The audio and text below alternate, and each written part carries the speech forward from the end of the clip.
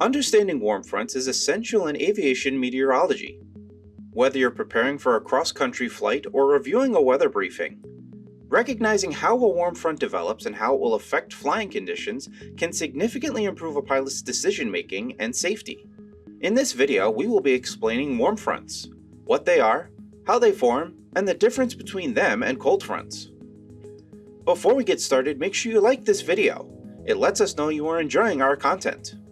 Also, make sure you subscribe to our channel for even more aviation tips and insights from Epic Flight Academy. Let's get started. So, what is a warm front?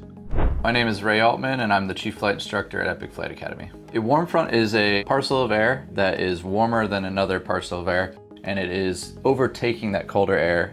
That colder air will be under this warm air as it pushes in. A cold front is the opposite of a warm front, where it's a colder parcel of air overtaking a warmer parcel of air. But unlike the warm front, the cold front is going to wedge itself under the warmer parcel of air. So this warm air is being pushed by this cold air and it's being lifted as it pushes through. A warm front is the boundary where a warm air mass moves in and gradually replaces a colder air mass. Because warm air is less dense, it rises and glides up over the colder air in a process called overrunning. This slow lifting produces widespread layered clouds and steady precipitation ahead of the front. As the front approaches, ceilings lower, visibility decreases, and humidity increases.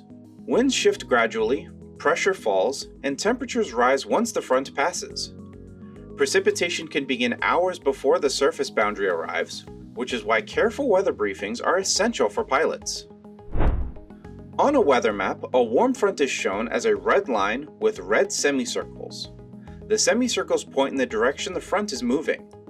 This symbol tells pilots where warmer air is advancing and where widespread clouds and precipitation are likely developing. During a weather briefing, identifying this symbol helps pilots anticipate areas with lowering ceilings, reduced visibility, and steady precipitation along their flight route. Warm fronts have significant operational impacts on aviation.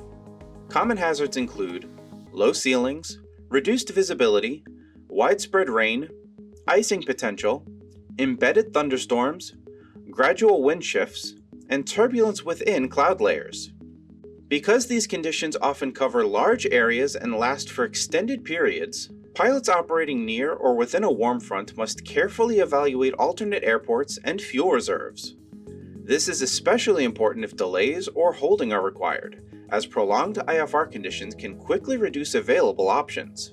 So a warm front will bring less dense air due to the warmer air, and oftentimes is associated with moisture as well, so the performance is going to be less on that aircraft's engine. To understand warm fronts clearly, it helps to compare them to cold fronts. Although both mark boundaries between air masses, they move differently and produce very different weather. A warm front forms when warm air gradually rises over colder air. It moves more slowly than a cold front. It typically produces widespread, steady precipitation. Temperatures rise gradually as the front passes, and clouds develop in layered formations across the sky. A cold front forms when colder air undercuts and forces warm air upward. It moves faster than a warm front. It often brings shorter periods of heavier precipitation. Temperatures drop rapidly after the front passes, and towering cumulonimbus clouds commonly develop along the boundary. Understanding the difference between warm and cold fronts is critical when interpreting radar, surface charts, and weather briefings. It allows pilots to anticipate not just precipitation, but how quickly conditions can change and how severe those changes could become. In addition to warm and cold fronts, there are also stationary and occluded fronts. Let's go over what they are. A stationary front occurs when two air masses meet but neither one is strong enough to move the boundary significantly. This usually happens when both air masses have similar strength along the frontal boundary. Because the front stalls in place, it can bring prolonged cloud cover and steady precipitation to the same area. An occluded front forms when a faster-moving cold front catches up to and overtakes a warm front, or in some cases when the opposite occurs. As this happens, the warm air is lifted completely off the surface. In most situations, a cold front overtaking a warm front is the more common scenario. Occluded fronts typically develop in mature low-pressure systems and can produce widespread, complex weather, including heavy precipitation and storms. Warm front weather rarely develops suddenly. It begins gradually, but as ceilings lower, visibility drops, or icing begins to form, those slow changes can significantly impact flight safety. Because of that, warm fronts demand respect. Before flying near one, study the surface map carefully and identify the frontal boundary. Check temperature and pressure trends. Anticipate precipitation and visibility changes along your route. Consider alternate airports and evaluate your fuel reserves. Slow-moving systems can cover large areas, and conditions may continue to deteriorate long after your departure. A warm front will oftentimes create stable air, but it also brings lower visibility. So it will bring instrument meteorological conditions, and cloud coverage can impact the flight. If you're a VFR pilot or visual flight rules pilot, you might not be flying until this warm front passes. Warm fronts are slower moving than cold fronts, so this might be a few days instead of a few hours. So ultimately, it can bring precipitation, it could bring a little turbulence. It's overall a more stable condition, but it's going to reduce the visibility.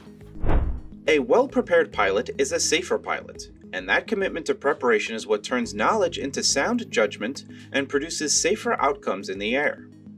Understanding what a warm front is, how it moves, and how it affects flight gives pilots the knowledge needed to make informed, confident decisions in changing weather conditions.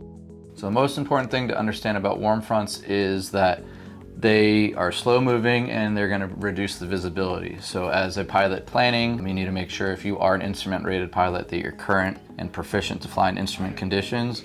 As a VFR pilot, if you can't fly in the clouds legally, you should not be flying during this time. The frontal boundary passage will take longer, so you might have to delay your flight for a day or two.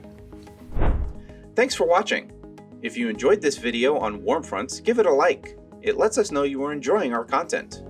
Also, make sure you subscribe so you don't miss out on more aviation tips and insights from Epic Flight Academy.